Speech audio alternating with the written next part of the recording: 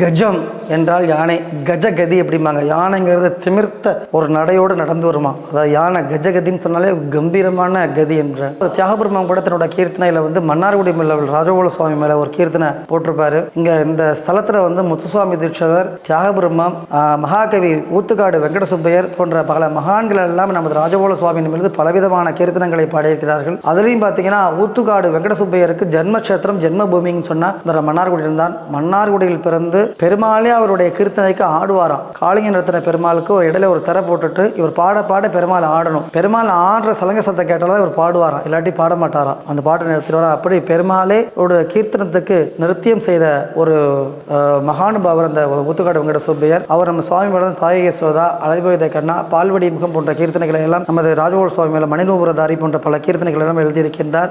தியாகபெருமான் பார்த்தீங்கன்னா சாமஜ வரகமனான்னு சொல்லு இந்த கீர்த்தனையில் சொல்லியிருப்பார். சாமஜம் என்றால் அந்த காதுகள் அடர்ந்த அந்த முரம் போன்ற காதுகளை அசைத்து கொண்டு தனது கரணங்களை அசைத்து கொண்டு அந்த கம்பீரமாக நடந்து வரக்கூடிய அந்த கஜம் போன்ற கம்பீரமான நடையுடையவனே என்று அந்த சுவாமியை வர்ணிச்சிருப்பார். அதுபோல கஜம் என்பது அவ்வளோ ஒரு திமிர்த்த ஒரு நடையோட கூடியது. அது பார்த்தீங்கன்னா மதம், எப்பவுமே யானைக்கு மதம் பிடிச்சா ஒன்றும் பண்ண முடியாது. அந்த மதம்ங்கிற கர்வம் எப்பயுமே இருக்குமா. அந்த மதம்ங்கிறது எப்பயும் இருக்கும். அந்த மத நீர் சொரிந்து மதம் அதிகமாகும் பொழுது தான் யானைக்கு மதம் பிடிக்கிறதுன்னு பேர். அதனால பல கெட்டதுகள் நடக்கும். அப்படிப்பட்ட யானையானது தன்னுடைய அங்குசத்துக்கு, பாகனுடைய அங்குசத்துக்கு அடங்கும். அந்த மதம் கொண்ட யானையையும் அடக்கி தனது கீழ் வாகனமாக இருத்தி அதன் மேல் அமர்ந்து பெருமாள் நமக்கெல்லாம் அருள்பாலித்துக் கொண்டிருக்கிறார் என்றால் என்ன அர்த்தம்? நாமும் நம்முடைய மனங்களில் உள்ள மதம், ஆச்சரியம், கோபம், லோபம் போன்ற கஞ்சத்தனம் போன்ற துர்குணங்களை எல்லாம் விட்டுவிட்டு அந்த மனசில் உள்ள மதத்தை எப்படி அடக்கணும்னா, யானையோட அங்குசத்துக்கு அந்த மதம் கொண்ட யானை எப்படி கட்டுப்படுகின்றதோ, நாம் கொண்ட பக்தியினால்,